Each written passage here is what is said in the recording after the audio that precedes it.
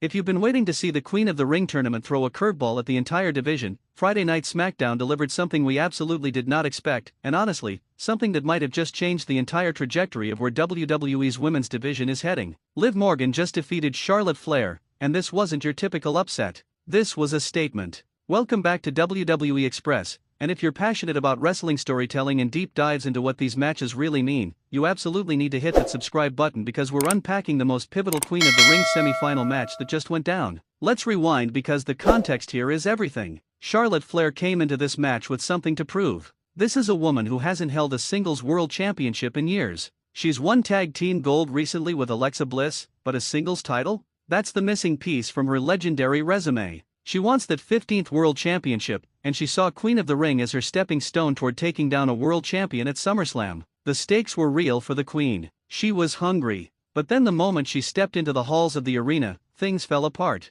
Jade Cargill, with B-Fab and Micken backing her up, intercepted Charlotte backstage. What started as a conversation about respect turned into an absolute assault on Flair's left knee. This wasn't just a quick push or a shove. This was targeted, deliberate damage designed to compromise one of the most fundamental parts of Charlotte's wrestling arsenal. And here's where the story gets incredible because Charlotte Flair, despite being legitimately injured, despite SmackDown general manager Nick Aldis literally pleading with her to stand down, despite her best friend and tag team partner Alexa Bliss begging her to think about her health, Charlotte decided that becoming Queen of the Ring meant more to her than protecting her body. When she walked out to that ring with a visible limp, the crowd in Kansas City at the T-Mobile Center felt that emotion. This wasn't just another match on the card. This was Charlotte Flair fighting for her legacy, fighting injured, fighting desperate. And she was going against Liv Morgan, who was already sitting on top of the world as the women's world champion. Now, Liv Morgan coming into this match had never cleanly defeated Charlotte Flair one-on-one in a straight-up singles competition. This was their fourth televised singles encounter, and the score was in Charlotte's favor.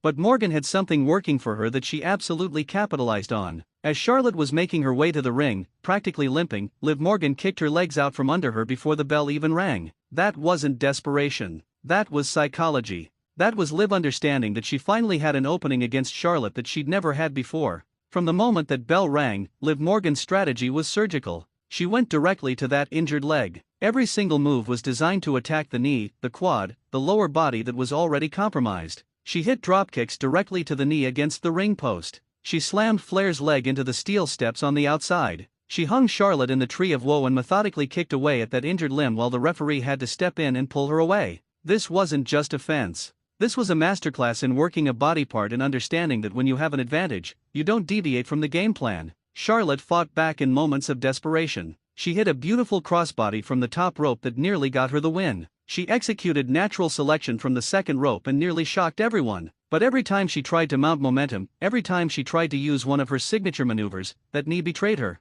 When she went for an Irish whip, her leg simply gave out. She couldn't get to the corner. She was literally fighting against her own body. And Charlotte was fighting so hard that she was hurting herself worse. She attempted the figure 4 leglock, and you could see it in her face that doing the move was damaging her injured leg just as much as it was putting pressure on Liv. She was so desperate to win that she was willing to sacrifice her own body to try and get the victory. That's the Charlotte Flair that makes her one of the greatest of all time. Not the wins. It's the willingness to fight through anything. But Liv Morgan was simply too much. Morgan eventually hit Oblivion, and while Charlotte kicked out, there was a moment where you could see Charlotte's face reveal just how much pain she was in. Liv went right back to the submission move, the single-leg Boston Crab, cranking and applying pressure to that knee. And as the referee asked Charlotte if she could continue, there was nothing left. Charlotte Flair had fought through everything. She'd overcome the numbers game, she'd overcome the pre-match attack, she'd overcome the disadvantage, but in the end, she had to tap out. What makes this finish so powerful is that it wasn't a cheap victory for Liv Morgan.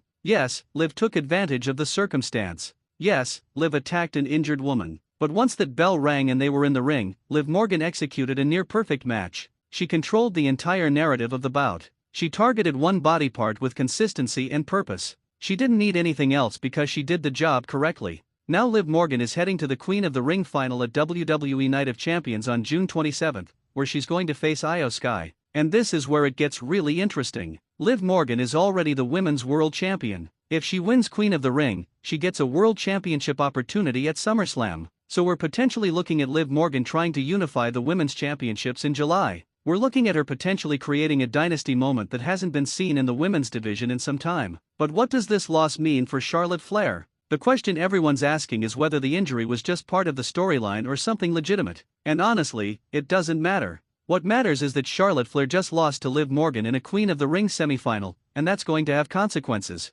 That's going to change the way people look at where she fits in the championship picture moving forward. Is she stepping back toward a title program, or does she need to rebuild? This match was exceptional storytelling. It was two world-class workers understanding what the moment required. Charlotte's performance despite the injury was one of bravery and desperation. Liv Morgan's methodical dismantling of her opponent was surgical precision. The crowd was invested the entire way, and the finish told the story perfectly. Sometimes the better wrestler that night wins, and sometimes circumstances give someone an advantage, and they execute perfectly. Liv Morgan did exactly that. As we head toward Night of Champions, the women's division is shifting. Liv Morgan is ascending. Charlotte Flair is reassessing. And the question of who is truly the most dominant force among the women just got a lot more interesting. This is the type of match that ripples through the entire division. This is the type of match that changes perspective. And this is exactly the type of wrestling storytelling that makes WWE special. If you loved breaking down this match and understanding the deeper layers of what made it work, make sure you're subscribed to WWE Express because we do this every single week. We dive deep into the psychology, the storytelling, the character arcs that make WWE matches matter. We celebrate the wrestlers